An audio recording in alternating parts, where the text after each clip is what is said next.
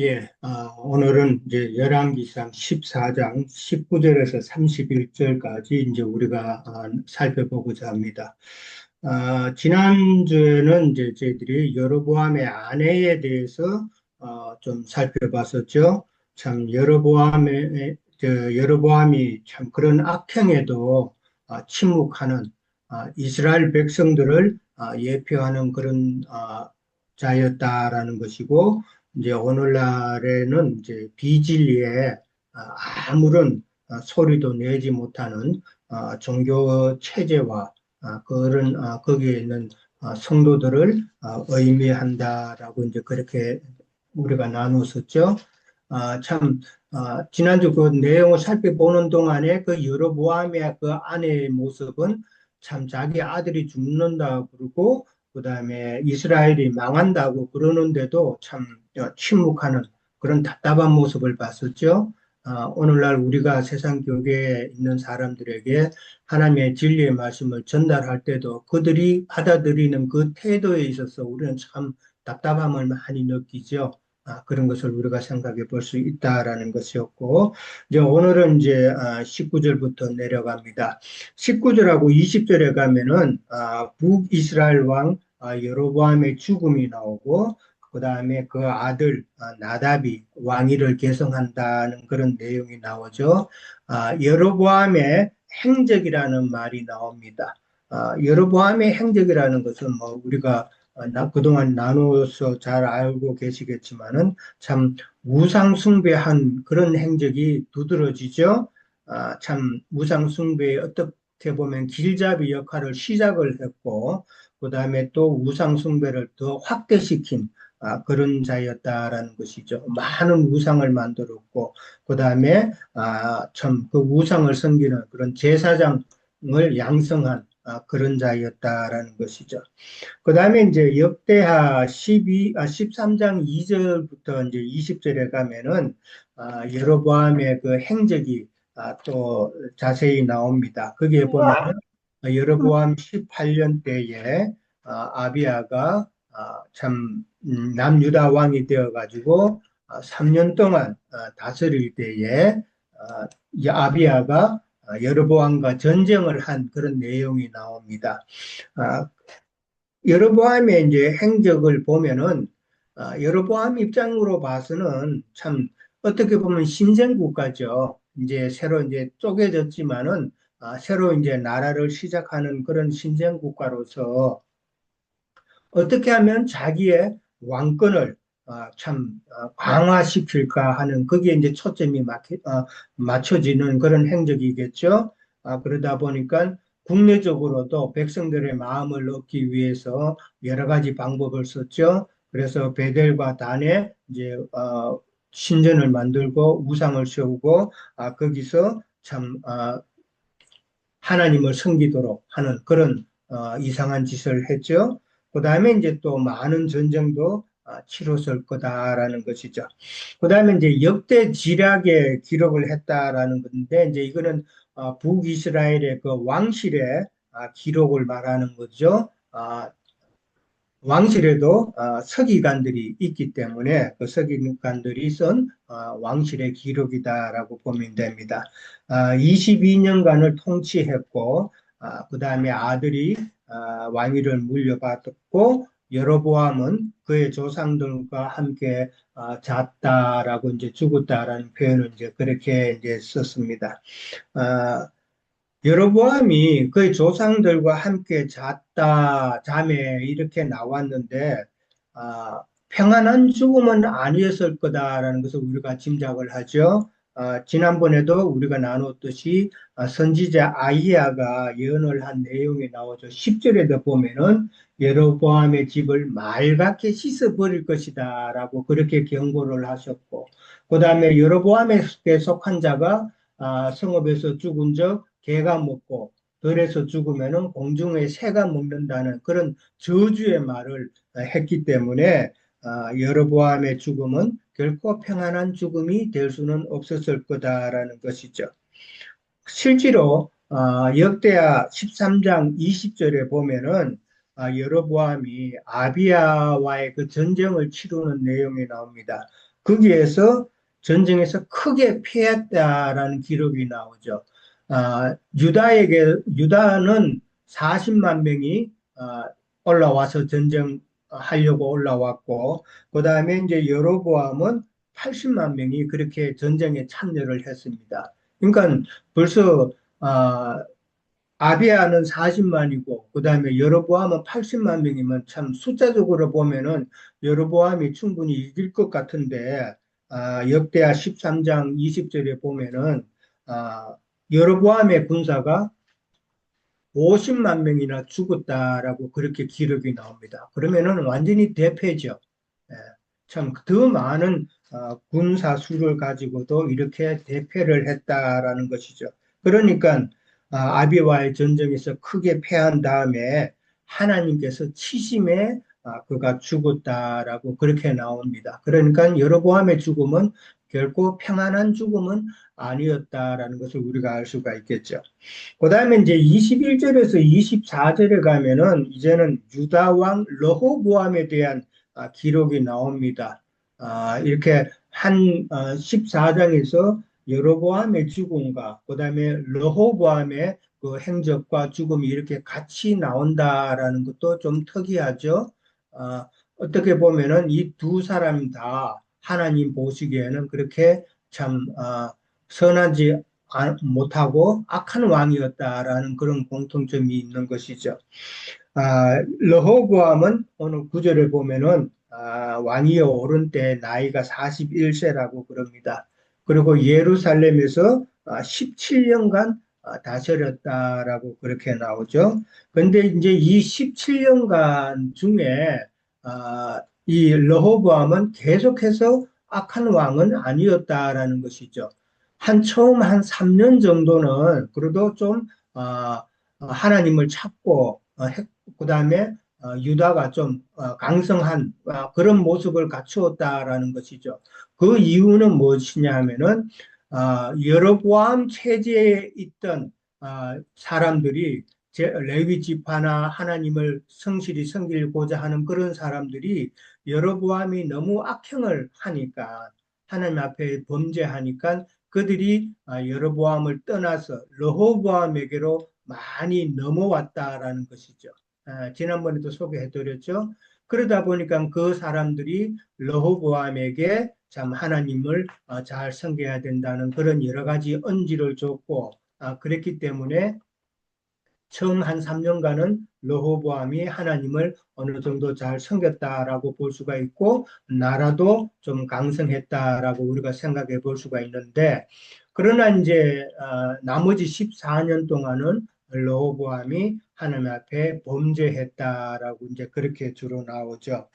그다음에 이제 예루살렘에서 17년간 다스렸다 그랬는데 보통 이제 여로보암 같으면은 북이스라엘을 다스렸다 이렇게 나오는데 이 르호보암은 예루살렘이라고 하는 한 성읍에서 17년간 다스렸다 이런 표현을 합니다. 그만큼 참 나누어짐으로 인해서 남유다는 정말 작은 그런 영토만 가지고 있었다라는 것을 이제 알 수가 있겠죠. 그다음에 이제 그 르호보암의 어머니의 이름은 나아마여 암몬 사람이다라고 그렇게 나옵니다. 지난번에도 한번 말씀드린 것 같은데 북이스라엘의 왕을 설명할 때는 그 어머니의 이름이 나오지가 않았습니다. 그러니까 남유다에만 이렇게 나오는 것은 북이스라엘하고는 차이가 있는 내용이다라는 것이죠. 그다음에 이제 이 유다 나라가 여호와 보시기에 악을 행하되 조상보다 더 악행하여서 여호와를 노엽게 했다라고 그렇게 이야기를 합니다. 그리고 이제 그들이 한 악행이 나오죠. 그들이 한 악행은 산 위에서 푸른 나무 아래에서 산당과 우상과 아세라 상을 세웠다라고 그렇게 이야기를 합니다. 산 위와 푸른 나무 아래라는 말은 우리가 잘 알고 있는 대로 종교 체제죠. 종교 체제를 이야기하는 것이고 예레미야 2장 20절에 보면은 높은 산 위에서와 푸른 나무 아래에서 너는 몸을 굽혀 행음하였다라는 구절이 나오죠. 예레미야 2장 20절에. 그거는 이제 종교 체제 안에서 행음하는 중이다라는 것을 지금 지적하고 있는 말이죠. 종교 체제 안에서 행음한다라는 말은 참 혼적인 기쁨을 추구하는 그런 것이죠. 혼적인 기쁨이라는 게 바로 그들이 성경에서 말하는 행음하는 기쁨이다라고 이제 그렇게 우리가 볼 수가 있죠. 그 다음에 이제 남색하는 자가 있었다라고 그렇게 또 나옵니다. 남색한다. 이 남색하는 자는 남창이죠. 남자 창기라는 이야기인데 이 아세라 신전에 있는 그런 남창이죠. 아세라 신전에서 있는 그 남창이라 그러면은 우리 지체들은 아마 아시겠죠. 근데 이제 세상 교회에서는 그 남창이 누구다 뭐 그러면은 그 사람들은 화를 내죠. 그들은 다 혼적인 기쁨을 주는 자잖아요. 네. 참 그 남창의 역할을 하면서 모인 모든 교인들에게 혼적인 기쁨을 주는 그런 자가 바로 남창이다라고 이제 그렇게 설명을 할 수가 있겠죠. 세상 교회에서는 지금 한국에서도 엄청 큰 교회 그 담임 목사가 여기 캘리포니아 있다가 간 목사님이거든요. 그 교회가 예배를 드리고 나면은 그 목사님이 올라가 가지고 와이셔츠 우통을 그 양복 우통을 벗습니다. 그리고 와이셔츠만 입은 채로 그때부터는 혼적 타임이에요. 그러니까 복음성을 엄청 많이 부릅니다. 그러면서 교인들을 갖다가 박수치기 하고 그래서 완전히 혼적인 그런 시간으로 끌고 가거든요. 그러면은 교인들은 막 혼적으로 기뻐서 박수치고 찬양 막 하고 이러다 보면은 속 시원하고 기쁘죠. 아, 이제 그런 것이 남창이 혼적인 기쁨을 주는 것과 똑같은 것이다라고 이제 우리가 생각해 볼 수가 있죠. 저도 이제 그 당시 때는 이전에 다니던 교회가 너무 담임 목사가 설교 시간에 설교 준비를 안 해와요. 나이가 60이 넘으니까 관록으로 아는 지식으로만 설교를 자꾸 해서 너무 제가 답답했어요. 그래서 이제 그 교회 한번 이제 한 6개월 정도 다녔는데 6개월 내내 제가 있는 내내 그러더라고요. 예배만 마치면은 막 어, 그냥 복음성 부르면서 교인들에게 막 혼적으로 취하도록 만드는 그런 시간을 가졌는데 지금 생각하니까 그게 이제 바로 그런 모습이었죠. 그다음에 이제 여호와께서 이스라엘 자손 앞에서 쫓아내신 국민 가나안 족속이죠. 이스라엘 자손 앞에서 쫓아내신 가나안 족속들이죠. 국민의 모든 가증한 일을 이제 무리들이 그 본받았다라고 이제 그렇게 나옵니다. 그 가증한 일이라는 것은 가나안 족속의 가증한 일이라는 것은 레위기 18장에 보면은 참 자세히 기록이 돼 있더라고요. 너무나도 많은 가증한 일을 그들이 행했다라는 것이죠. 그 다음에 이제 유다 그 르호보암은 결국은 영적인 그 영적인 엄행을 많이 저질렀다라는 것을 이제 이야기하고 있고, 그 다음에 25절에서 28절에 가면은 르호보암이 하나님을 노엽게 한 결과가 이제 나타나죠. 르호보암 5년째 되던 때에 애굽의 왕 시삭이 예루살렘을 쳤다라고 이제 그렇게 나옵니다. 예루살렘을 치고 성전에 있는 보물, 그다음에 왕궁의 보물, 그다음에 솔로몬이 만든 금으로 만든 방패 이것을 다 빼앗아 갔다라고 이제 기록이 되어 있습니다. 금 방패는 이제 우리가 이전에 나눌 때 보면은 큰 것이 있고 작은 것이 있었죠. 큰 것이 200개였고 작은 게 300개가 있었는데 그것을 다 빼앗아 갔다라는 것이죠. 근데 이제 하나님께서 이렇게 시삭을 일으켜서 참 여호보암을 이렇게 치신 것은 그 이유는 역대하 12장 2절에 보면 또 나와 있습니다. 거기에 보면은 여호보암이 여호와의 율법을 버리고 여호와께 범죄했기 때문이다라고 그렇게 이유가 나와 있습니다. 그런 범죄로 인해서 시삭이 지금 남유다 르호보암을 예루살렘을 친 것이다라는 것이죠. 그리고 이제 솔로몬의 그 보물과 금방패는 이제 우리는 잘 알죠. 솔로몬의 보물이라는 것은 이제 하늘에 신령한 것들, 그리고 금방패도 참 그런 것인데 결국은 하나님의 신성을 이야기하는 것이죠. 신성인데 솔로몬 시대 때에 가장 전성기를 표현하는 것이 바로 이런 보물들이고 금방패였다라는 것인데 이제 이게 다 빼앗기니까 여호와께 범죄함으로 인해서 참 세상으로부터 믿는 자의 마음이 다 뺏긴 것이잖아요. 그냥 하나님의 신성을 가졌고 귀한 양심들이었는데 세상으로부터 모든 믿는 자의 그 믿음 마음이 이제 다 빼앗겼다라고 이제 그렇게 이제 보는 것이죠. 그러니까 믿는 자에게 속에 있던 하나님의 신성들이 다 사라진 것이다라는 것이죠. 그런 신성이 사라지면은 사람들의 그 영적인 그 궁핍을 반드시 맞게 되는 것이죠. 그 다음에 이제 27절에 가면은 르호보암이 이제 금으로 방패가 다 뺏겼으니까 그 대신 노수로 만든 방패를 만들어서 시위대장의 손에 맡겼다라고 나오는데 노수로 만든 방패 참 르호보암의 신세가 참 처량하게 됐죠. 이 저주받은 사람의 생각에서 나오는 그런 각종 신학들이라고 이제 저는 봅니다.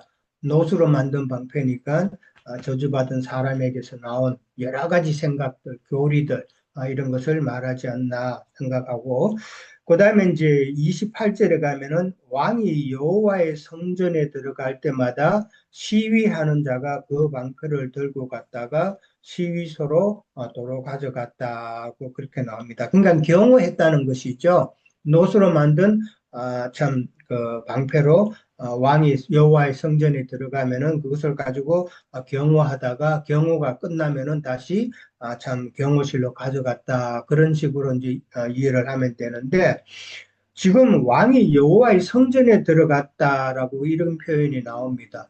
지금 르호보암은 시삭이 예루살렘을 쳐가지고 참 많은 성읍이 빼앗긴 그런 상황입니다.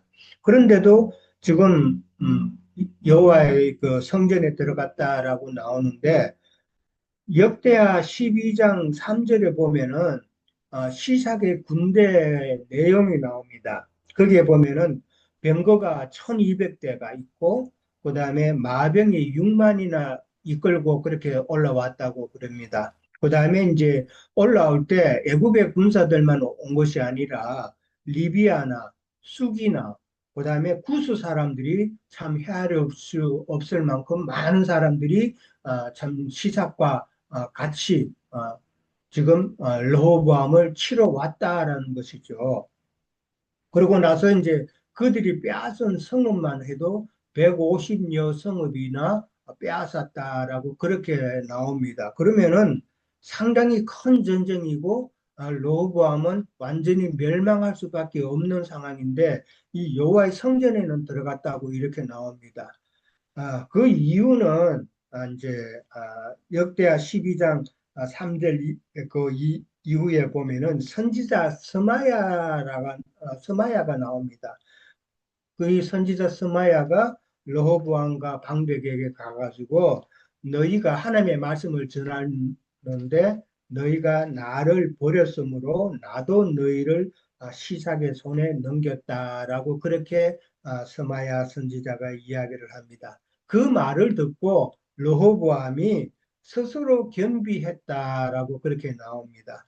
그러면서 여호와는 어려우시다 하면서 스스로 겸비한 그런 모습을 르호보암이 취합니다. 그러니까 하나님께서 내가 너희들을 다 멸하지 않고 저희를 조금 구원하여서 나의 노를 시삭을 통해서 예루살렘에 다 쏟지 아니할 것이다라고 그렇게 이야기를 합니다. 그래서 예루살렘 성전에는 르호보암이 들어갈 수 있게 되었다라는 것이죠. 그러니까 환란 가운데서도 참 선지자가 어떤 경고를 했을 때에 참 여로보암처럼 그렇게 교만한 마음이 아니라 이 러호보암이 겸비한 그런 마음을 가졌다라는 것이 그나마 다행이었다라는 것이죠.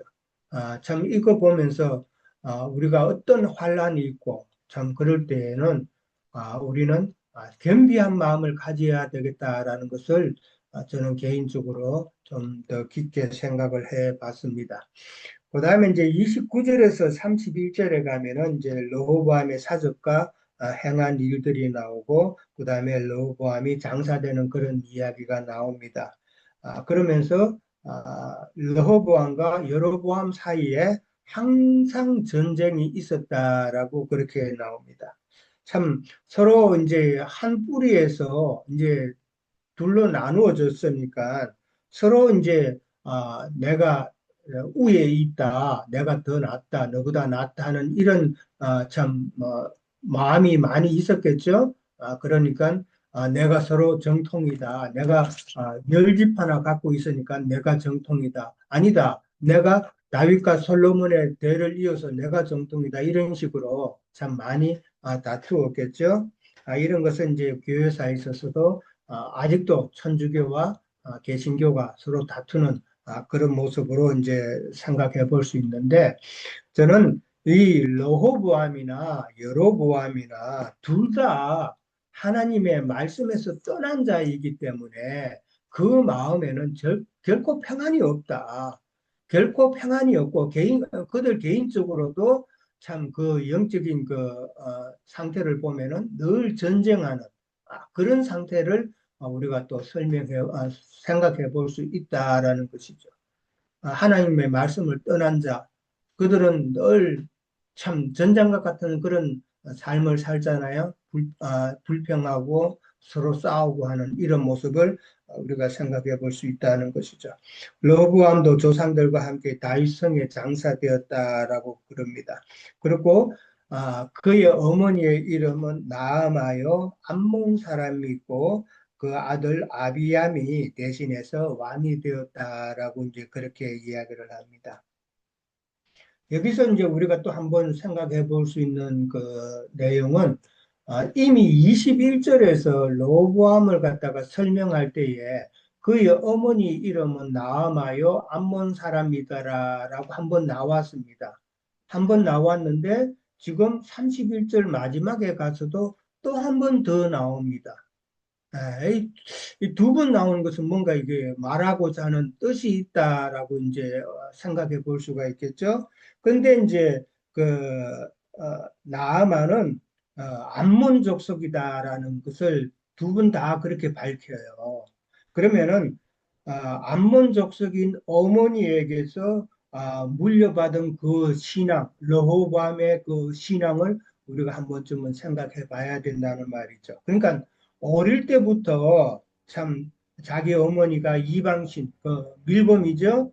밀곰을 섬기는 아몬 족속의 신은 밀곰이었으니까 밀곰을 섬기는 그런 모습을 본 르호보암은 그 잘못된 양육이었다라는 것이죠.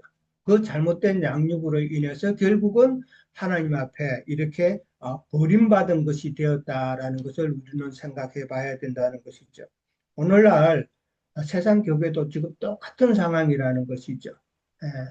이 나아마처럼 잘못된 세상 교회에서 잘못된 신앙 교육과 잘못된 그 양육으로 인해서 결국은 하나님의 진노를 살 수밖에 없는 그런 자들로 지금 다 양육하고 있다라는 것을 참 두 번이나 이렇게 어머니의 이름과 그 족속 이방인 족속을 이렇게 표기하는 것이 막 그런 것을 말하고자 하는 것이 아닌가.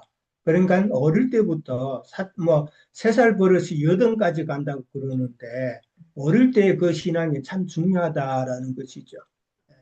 그러니까 많은 사람들이 하나님을 믿는다고 세상 교회에 들어가서 믿지만은 뭐 저도 경험을 하고 그랬지만 저는 뭐 초등학교 5학년 때부터 예배당을 다녔는데 그때는 참 뭐 5학년 때 좀 뭐라 그럴까 저는 고신척에 있었기 때문에 교리적으로도 상당히 좀 뭐라 그럴까 딱딱하고 엄한 그런 훈련을 받았어요.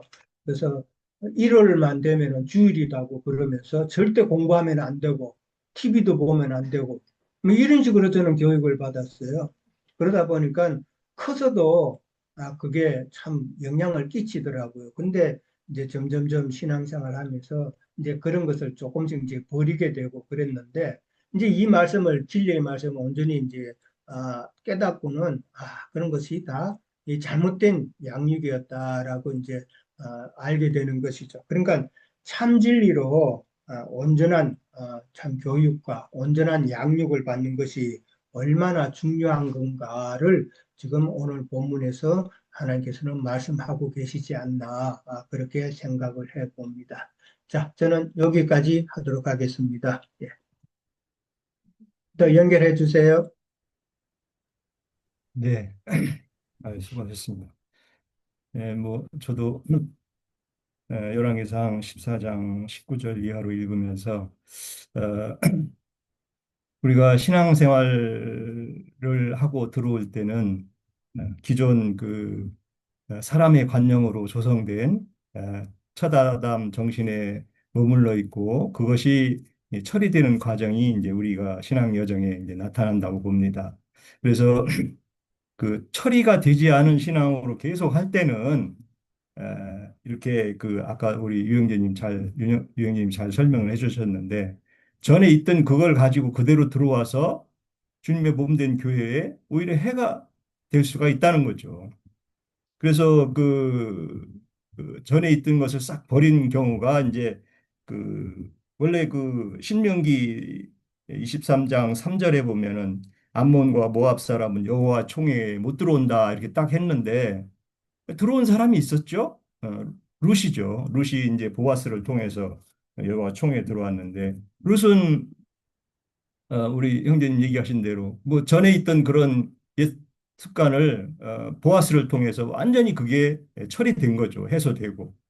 예, 그런 것을 우리가 이제 이렇게 염두에 둬야 되는데 우리가 전에 있던 여러 가지 그런 우상신을 섬기고 또 어떤 인간적인 그런 것들이 처리 안 된 상태에서 우리가 인생을 살아왔다면 우리가 주님 안에 들어온 자들은 그런 것들은 처리되고 또 처리되는 과정이 우리 신앙 여정에는 있게 된다는 거죠. 저는 뭐 여기에서 그 3절이죠. 푸른 나무 아래 산당과 우상 이렇게 푸른 나무라는 것을 이렇게 강조를 하는데 푸른 나무라는 것을 만 이렇게 찾아보니까 뭐 여러 가지 나오죠. 그 신명기에도 나오고 또 뭐 그 예언 선지서에서도 보면은 뭐 엄청 많이 나옵니다. 푸른 나무 아래에서 그 뭐 행음하고 뭐하고 하는 이런 것들이 많이 나오는데 그 푸른 나무의 상징이 어떤 그 선악나무를 이렇게 좀 연상해서 좀 저는 이렇게 생각해 봤어요. 그래서 그 사람의 옳은 이런 그런 행위 또 어떤 그 풍요를 바라는 그런 것들이 이제 이렇게 여러 가지로 이렇게 접합해서 합해져서 이렇게 그런 신앙 여정을 해가는 것을 봅니다. 그래서 또 23절 뭐 산 위라고 했는데 산이라는 것은 산당을 연상을 해서 계시록에 가면 뭐 산악기라고도 하는데 그것이 이제 오늘날의 그 예배당, 성당을 상징하는 거죠. 그래서 그 형제회에 있는 사람들도 무슨 뭐 예배당이라고 해가지고 그런 모임을 갖더라고요. 요즘엔요. 예배당이라는 성을 써서. 그래서 그런 그 예배당 신앙생활 하는 것을 이렇게 산당 또 어떤 그 종교의 단체를 예배하는 종교 단체들이 예배하는 예배처소 이렇게 이제 결과가 이렇게 나오죠. 그랬을 때 그게 하나님이 기뻐하시지 않는 그런 예배라는 것을 우리 그 신앙 여정에서는 그것을 우리 지체들이야 다 깨닫고 있죠. 그런 예배가 사마리아 여인이 주님을 만나서 너희 영 안에서 예배하는 것을 하나님이 찾는 자 하는 것을 뭐 이해를 못한 사람들이죠. 그래서 오늘날 뭐 그 그런 그 신앙생활 하는 사람들 중에 보면은 휴거라든가 뭐 이렇게 사람이 죽지 않고 하나님 앞에 가는 그런 것들을 많이 이렇게 그림을 그리고 있더라고요. 요즘에 우리 장로 형제님 그 휴거를 많이 얘기하는데 저는 지지난주는 그 휴거하는 분들, 그 뭐 대구 평신도 협회하고 뭐 기독 내처진이라는 카페에 가서 그걸 저도 좀 이렇게 몇 자 글을 좀 올려왔는데 형제님 말씀이 너무 저한테 적용이 됐어요. 제가 뭐 아는 걸 가지고 좀 했더니 그분들이 얼마나 대처를 하는지, 야, 이게 그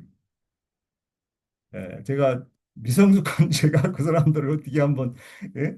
그 옳지 않은 것을 지적을 한번 했다가 오히려 퇴출만 당하고 별로 이렇게 성과도 별로 없이 이렇게 결과는 초래됐는데 어쨌든 그 카페에 그 글들이 이제 제가 올린 글들은 계속 있을 건데 그분들이 어쨌든 한 몇 번이라도 좀 보고 그 옳지 않다는 것을 제가 성경 여러 구절을 해서 사람은 한 번 죽고 뭐 심판이 있다라든가 또 부활 때는 부활은 그 겉에는 몸은 벗고 속 사람이 부활하는 거다 하는 것을 죽어야만이 부활한다. 계시록에서는 또 있죠. 그 뭐야 제단 아래 죽은 영혼들이 우리 동무 종들이 수가 찰 때까지 좀 기다려라. 그래서 그 동무 종들도 죽고 우리한테 온다고 이렇게 기록이 돼 있어요. 그냥 살아서 온다고 돼 있는 게 아니잖아요. 살아서 주님 앞에 어떻게 갈 수 있습니까? 육신이 살아서. 그래서 형제님도 뭐 그런 부활에 대해서 이렇게 증거를 많이 해주셨는데, 이 기독교인들은 그렇게 그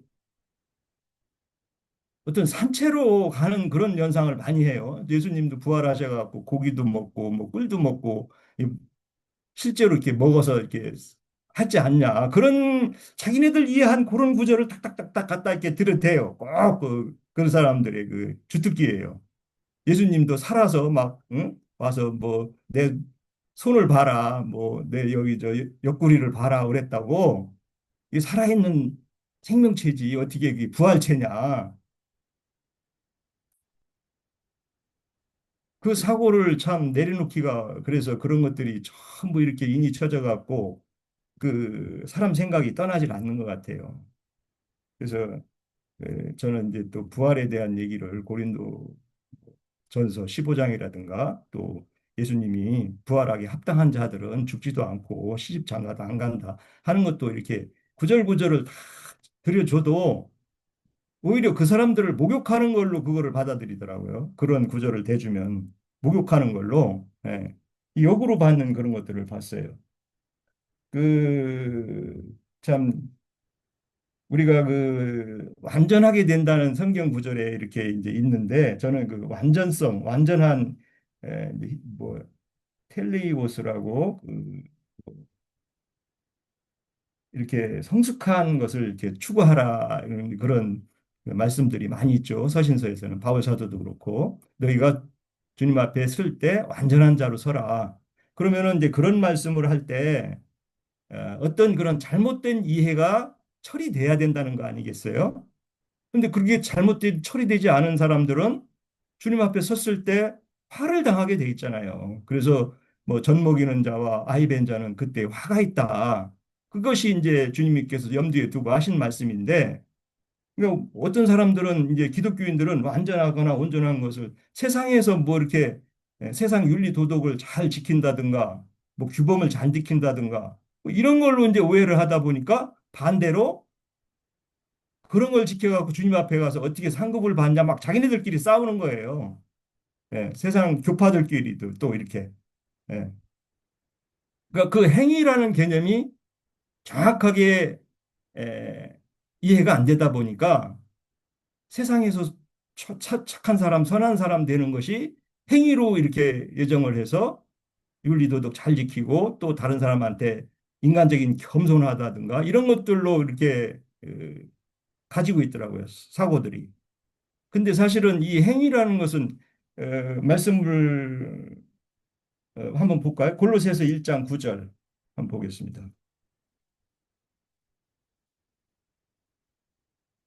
1장 9절. 이로써 우리가 듣던 날부터 너희를 위하여 기도하기를 그치지 아니하고 구하노니 너희로 하여금 모든 신령한 지혜와 총명에 하나님의 뜻을 아는 것을 채우게 하시고 이렇게 돼 있어요. 골로새서 1장은 참 어떤 신앙 여정의 이 바울 사도의 행위에 대한 것을 정확하게 잘 에, 써놓은 글이라고 저는 봅니다. 그래서 뜻을 알고 깨닫게 되고 또 그 어떤 우리가 추구해야 될 거, 주님 앞에 어떤 내용을 하나님이 기쁘게 받는 것들을 에, 정확하게 이해를 시켜놓고 있죠. 그래서 어, 2장 골로새서 2장 2절 보겠습니다. 이는 그들이 마음의 위로를 받고 안에서 연합하여 확실한 이해라고 이렇게 나와 있습니다. 확실한 이해의 모든 풍성함과 하나님의 비밀인 그리스도를 깨닫게 하려 함이니 그 안에는 지혜와 3절 지혜와 지식과 모든 보화가 감추어져 있는 거라.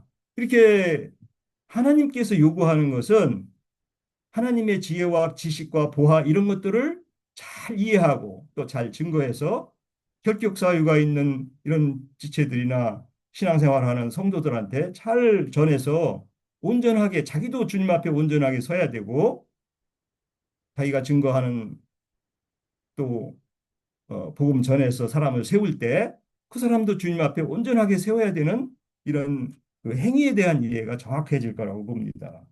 그래서 에, 오늘 결론으로 한번 가겠습니다. 남자들이 이제 음행을 한다고 돼 있어요. 음행. 남자들이 음행을 한다고 돼 있는데 거기에 대해서는 우리가 로마서 1장에도 많이 나와 있죠. 이제 세상에서는 동성애라고 여기서 이제 남창이라고 그랬는데 동성애라고 이 로마서 1장을 이렇게 이해합니다. 근데 로마서 1장을 우리가 잘 염두에 둬보면 그 하나님을 알되라고 돼 있어요. 그러면 세상에 이런 동성연애 하는 사람들이 하나님을 아는 사람들이 아니에요. 기독교인들은 이 세상에서 동성연애하고 뭐 이렇게 하는 사람들을 그 하나님을 모르면서 이제 이렇게 하니까 근데 사실은 하나님을 아는 사람들은 우리 신앙인들을 두고 염두에 두고 말을 하는 것이지 이게 물질적으로 세상적으로 인간적으로 뭐 무슨 남자가 남자로 여자가 여자로 하는 것을 궁극적으로 말하는 건 아니라는 거죠. 그 남창이라는 의미를 우리가 이런 데서 신약에서 의미를 잘 찾아야 된다 저는 이렇게 봅니다. 그래서 24절이죠. 1장 24절. 24절. 그러므로 하나님께 그들을 마음의 정욕대로 더러움에 내버려 두사 그들의 몸을 서로 욕되게 하셨으니 이는 그들이 하나님의 진리를 거짓 것으로 바꾸어 피조물을 조물주보다 더 경배하고 섬김이라. 이렇게 믿는데 진리를 거부한다는 그런 다른 믿음으로 가는 사람들을 두고 한다는 얘기죠. 그래서 이제 27절에 보면은 남자들도 순리대로 여자를 쓰지 않고 서로 남자가 남자로 여자가 여자로 그 말씀 씨가 없는 사람들의 행태가 이렇게 나타나는 것을 우리가 에, 구약에서는 남창이라고 그랬지만 신약에서는 이렇게 남자가 남자로 여자가 여자로 뭐 이런 것으로 바울 사도님은 우리에게 씨 없는 진리를 이해하지 못한 자들이 사역하는 것을 염두에 두고 에, 진리 없는 자에게 가서 진리 없는 자가 또 그렇게 행음하는 것을 여자가 여자로라는 것을 이렇게 우리가 말씀을 통해서 이해할 수 있다고 봅니다. 그래서 그런 곳에서는 당연히 풍요의 여신 우리가 열왕기상 14장에서 있는 그렇게 에, 풍요를 바라는 이런 신앙생활들이 우상을 만들어서 이렇게 한다는 것이 우리가 이렇게 말씀을 통해서 이해할 것 같습니다. 예, 마치겠습니다.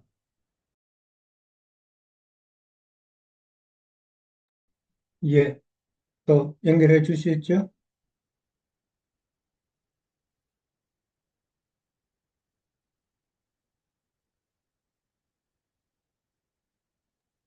네,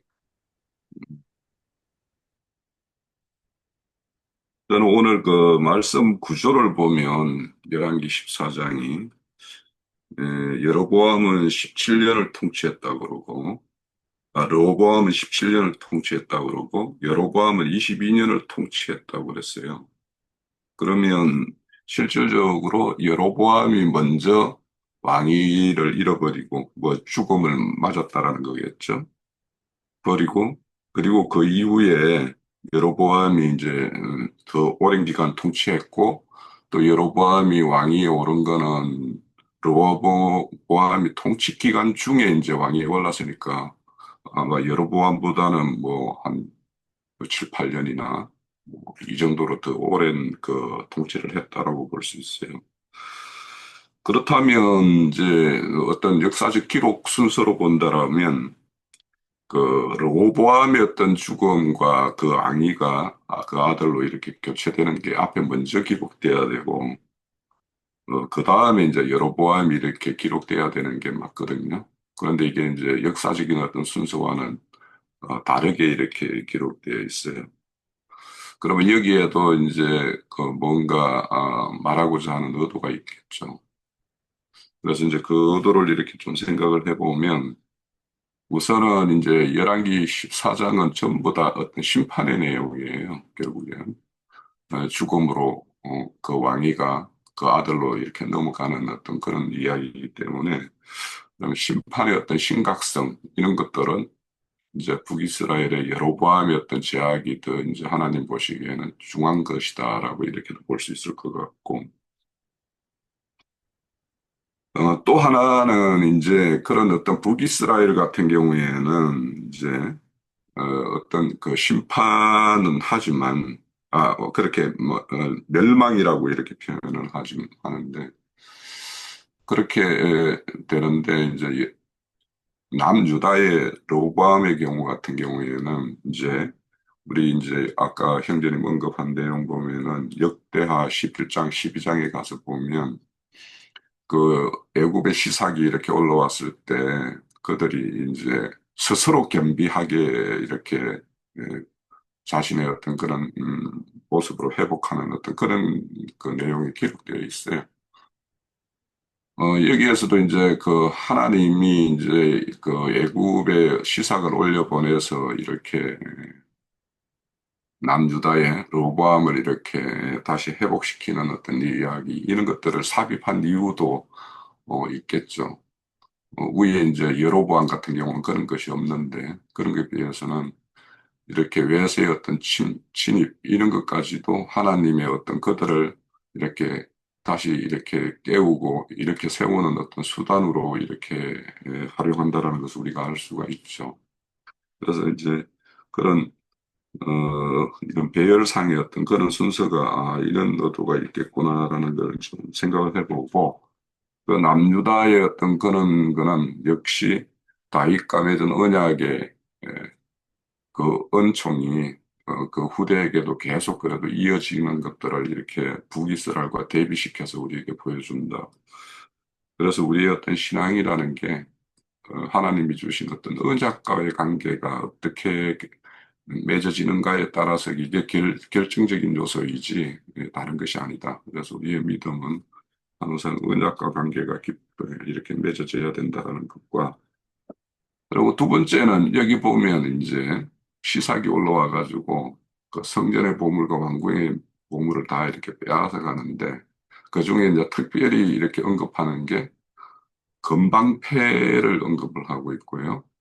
그러니까 그 금방패를 빼앗겼으니까 여로보암이 그 대신에 이제 노수로 방패를 만들었다 이렇게 기록하고 있어요.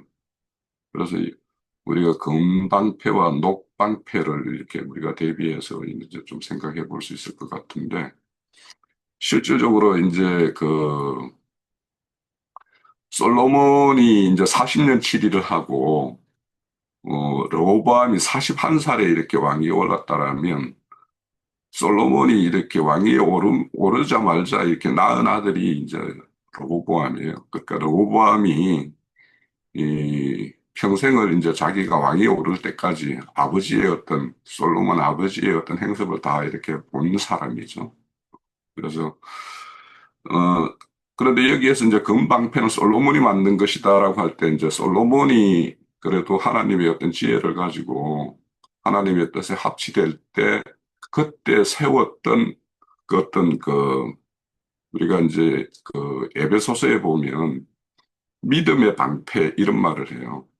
그러면 그런 걸로 이렇게 방패를 등치시켜서 본다라면 솔로몬이 어떤 그런 하나님 앞에 합당하게 행할 때 이렇게 세웠던 어떤 어떤 건강, 그것이 르호보암에게는 이렇게 전해져 있는 건데, 실질적으로 그것을 빼앗겼다라는 것은 여기에서, 뭐, 역사상으로는 이제 뭐, 금방패가 있었든지 어쩌는지 모르겠으나, 그러나 그것이 이런 어떤 시사극의 어떤 그런, 침략으로 이렇게 오히려 금방패를 잘 지키고 그걸 잘 유지하고 어, 그것으로 다시 회복을 했다라면 다행이겠는데 그것을 버리는 어떤 계기가 되었다라는 거예요. 그래서 이제 이 시사학을 이렇게 하나님이 일으키신 어떤 그 의도에 합당하게 이제 로보암이 반응하지를 못했다라는 것을 우리가 알 수가 있고 그 금방패 대신에 자신이 만든 녹방패를 이렇게 만들었다는 것은 결국에는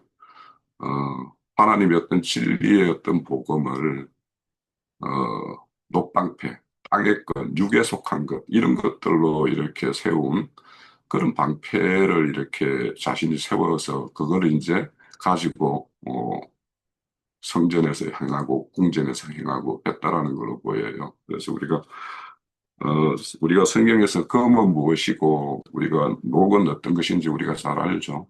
음, 우리가 이렇게 금기름 붓는 집 하는 거는 금기름을 우리가 성령을 금기름이라고 이렇게 생각하니까 그래서 우리가 모임도 금기름 붓는 집이라고 하고 있어요. 그래서 금이라는 것은 어떤 하나님의 어떤 신성 뭐 이런 것을 우리가 잘 알고 있고 그렇지만 이제 녹은 정죄받고 심판받을 그 육체를 상징하는 것이고 땅의 일을 도모하는 어떤 그런 정신 세계를 상징하는 것이기 때문에 그래서 어떤 이 두 방패를 통해서도 현재 르호보암의 어떤 그런 어떤 신앙 세계가 하나님이 애국을 일으켜서 그렇게 그들을 경성케 했지만 그 의도대로 온전히 이렇게 회복을 이루지 못하고 결국에는 이런 녹방패로 그 남유다를 그렇게 통치하고 이끌었다라는 것이 이 르호보암이 결국에는 아들에게 왕위를 넘겨주고 그 시대를 마감하는 걸로 그렇게 연결이 되는 걸로 보여요.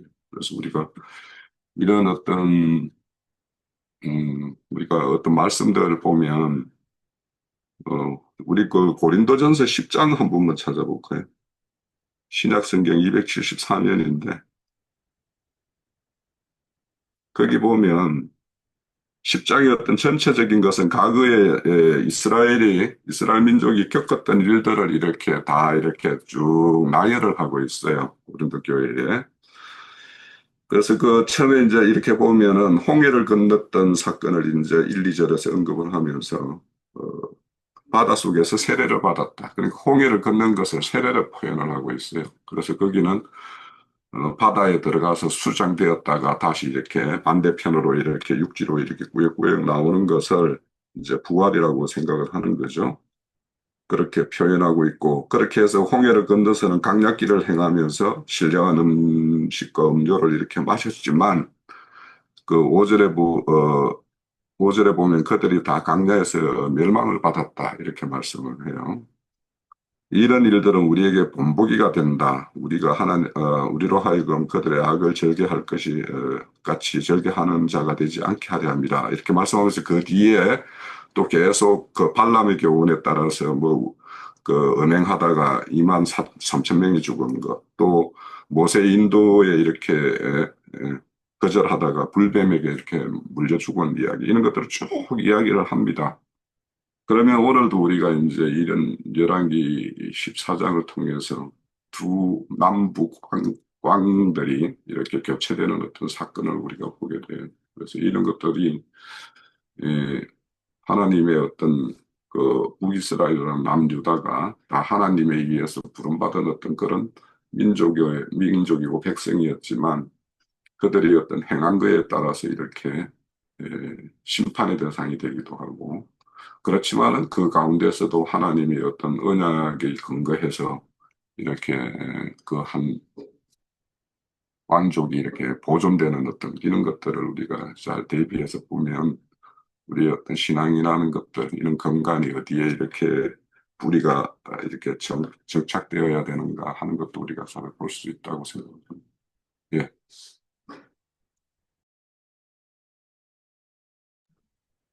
예, 혹시 또 다른 지체분들 나누실 지체분들 계십니까?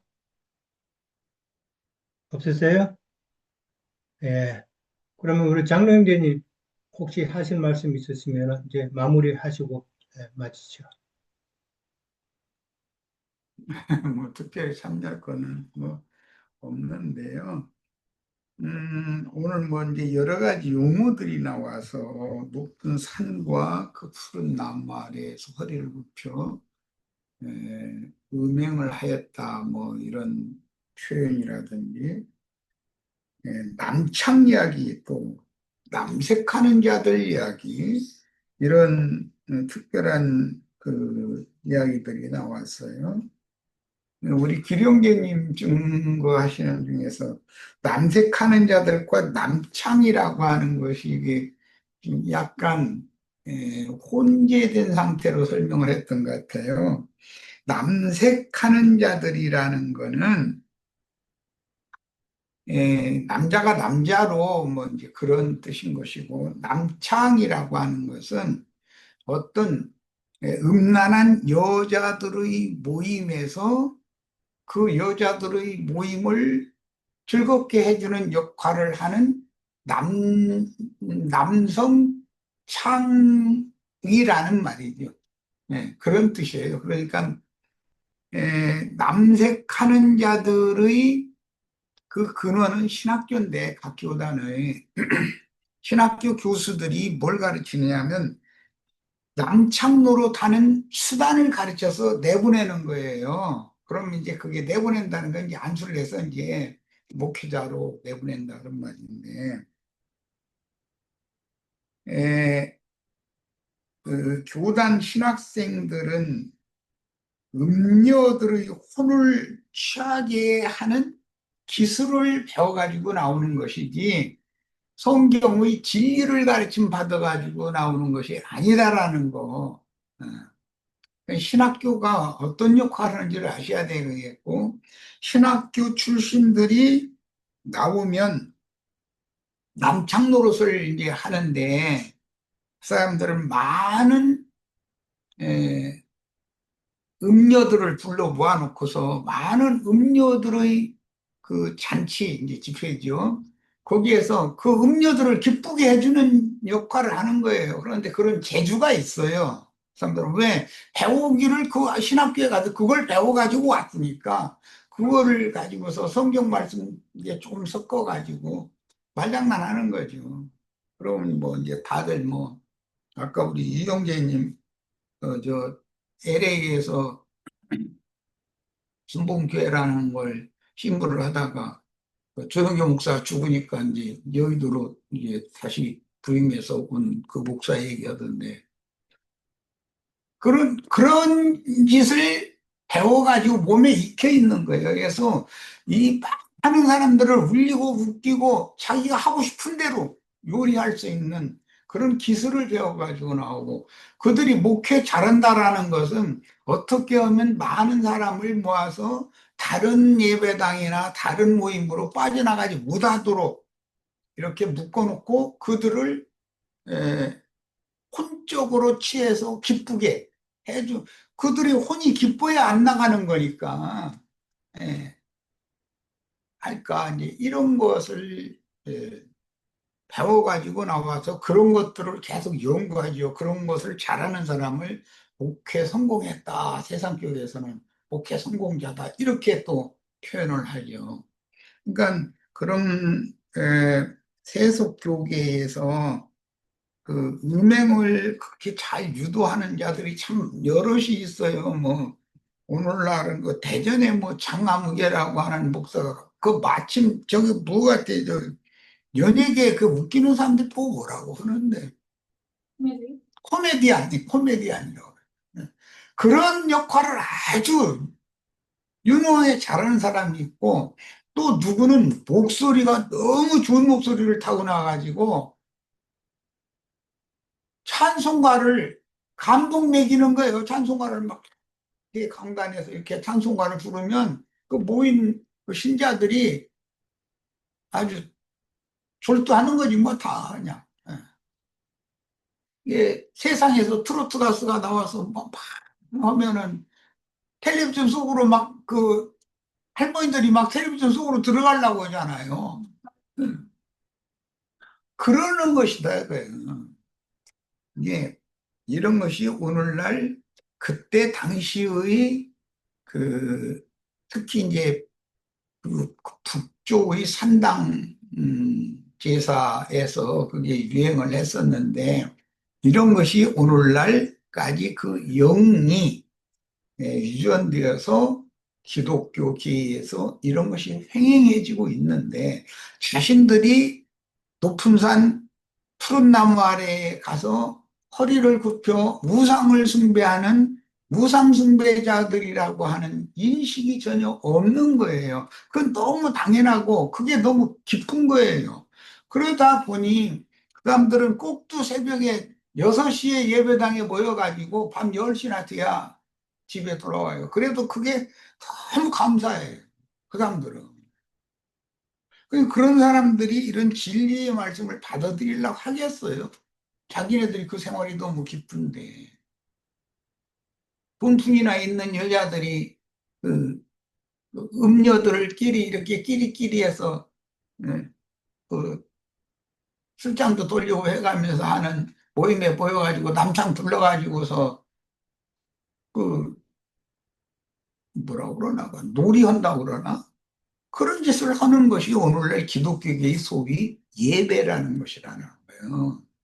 이런 것이 하나님이 보실 때 얼마나 가증하게 보시는지에 대해서 예, 많은 생각을 좀 해보시고 오늘날 우리들이 왜 주의 성령께서는 많은 물에 앉은 큰 음녀라고 하는 큰 성 바벨론에서 내 백성들은 거기에서 나와라 라고 2000년 동안 계속 지금 나팔을 불고 계시잖아요. 그 정도를 계속 보내가지고. 그런데 그 음녀들의 그 모임에서 혼취한 자들의 모임에서 나와야 된다고 하면 뭐 기령제님이 뭐 추리당했다고 그러는데 자기네들의 그 굳은 관념이 있기 때문에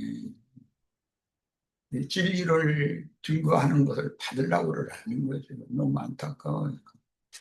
뭐 나는 심지어 소돔과 고모라와 아도마와 스보임 등 그때 당시 소돔을 심판하실 때